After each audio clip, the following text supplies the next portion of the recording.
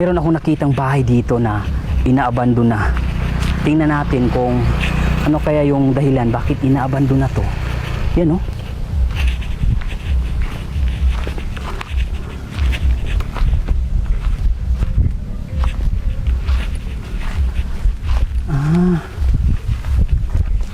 Ito yung likuran.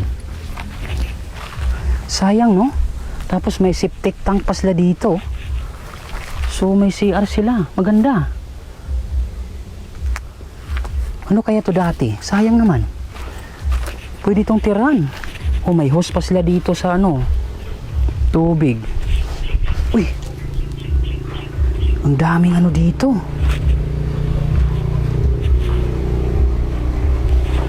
Dumi ng kambing. May kuryente pa sila dito. May sariling plangka. May mga switch.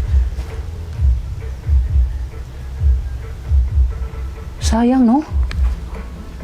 Eh no, ganda ng pagkagawa ng kanilang wirings dito. So hindi basta-basta to dati.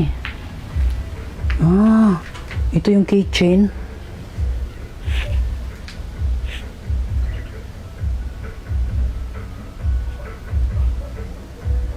Ito yung kitchen, tapos ito may switch pa tong CR nila oh. Oh, ganda oh. May ilaw pa. Sayang oh, may gripo pa yung CR, may sariling tubig at kuryente. Grabe, sobrang sayang no. Malapit lang sa may kalsada. Yan, makikita nyo, kalsada na dyan. Ganda tirhan dito. Mahangin pa. Yan oh, may dumadaan na sasakyan. May switch pa sila dito. Yan oh. May sariling plangka. Ganda ng pagkagawa ng wiring so. Hindi basta-basta. Ito ba yung doorknob oh? Gumagana pa yung doorknob. Sayang, ano kaya to dati no? Pwede itong tiran. Kung akong tatanungin, mas gustuhin kong tumira dito. Ito yung harapan.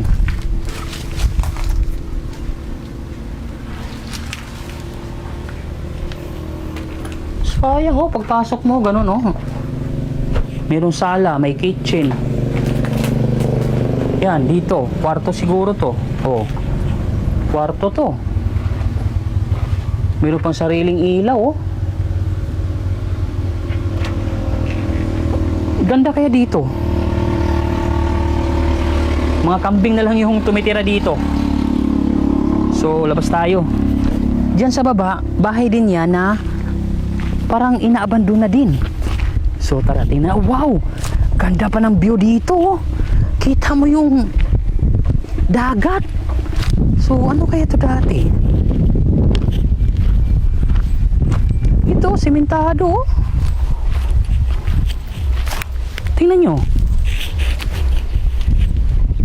Bahay din to ah. Bahay din to, tapos sinira. Oh, kubita oh.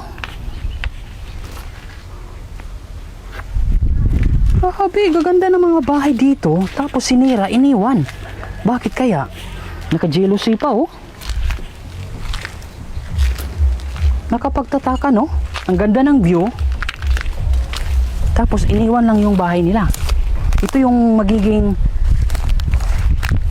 makikita nila araw-araw. Yan oh. Grabe. Malapit lang sa kalsada. Maraming dumadaan dito ng mga sasakyan. Ganda ng view. Kita nyo ba? Oh my God. Tapos dito, meron din isa dito. Yan oh. Tingnan natin. Dito may dumadaan pa dito ano, sasakyan. Ganda dito oh.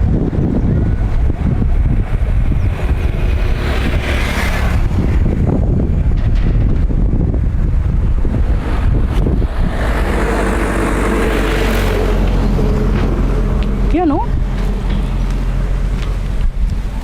Sayang. Bakit nila iniwan yung bahay na to? Malapit lang sa kalsada. Kapitbahay lang dalawa oh.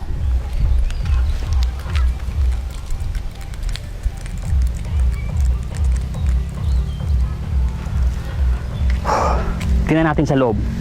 Baka may makikita tayo. Daming ano.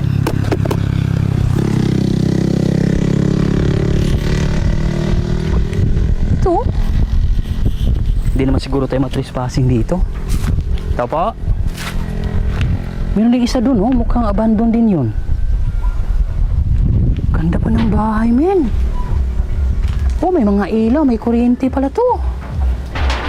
Matibay pa, oh. Oh my God, bakit nila iniiwan? Kwarto to. Oh, kita nyo naman, oh. May mga socket pa, oh. May switch pa. Ganda na pagkagawa ng kuryente. Ganda lang tayo. Ganda dito, oh. Oh, yan. Makikita nyo dyan, oh. Yan yung makikita nyo. Yan. May dumadaan. Kita yung kalsada. Pag dito ka, pag gising mo sa umaga, ito yung makikita mo. Ito yung view mo. Yan. Tapos dito sa kaliwa, tingnan natin. Wow. Ganda ng view. Oh, ito yung view mo. Makikita mo yung isang bahay doon, oh. Yan, yan yung kapitbahay mo na abandon din. Ganda dito.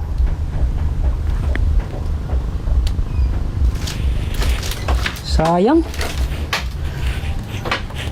Lumipat na siguro ng ibang tirahan, no?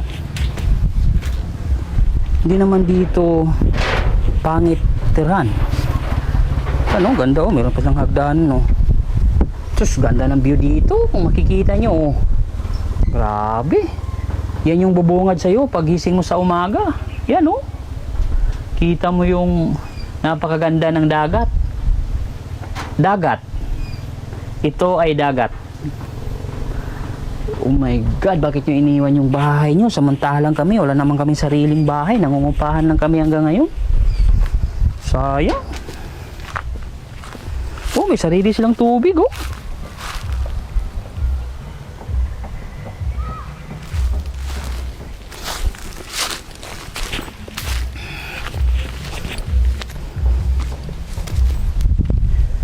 Ganda tiran dito.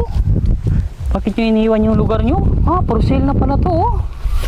3.3 hectares. So, ibig sabihin sakop lahat to. Pati doon. Ah, kaya pala.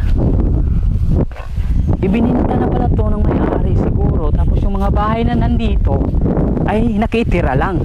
Binabalaan na siguro sila na maghanap ng ibang tirahan. Ganun siguro yung nangyari. Ah, siguro. Ah, kaya siguro. Pati dun, oh. Abandon din yung isa na yan. Ang lapit sa kalsada. May tubig, may sariling kuryente. Sayang, no? Oh, overlooking pa naman. Kita yung dagat dito. Pati yung isa na yan, oh. Abandon pala yan. Ah, ito na, oh. Overlooking, ah. 10 hectares, grabe naman to. 10 hectares, hindi siguro to dito. Abandon niya yung isa, oh.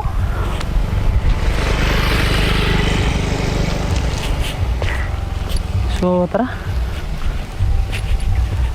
Sayang. Yan yung mga area, oh. Sarap manirahan dito. Meron pa kayong sariling tangke.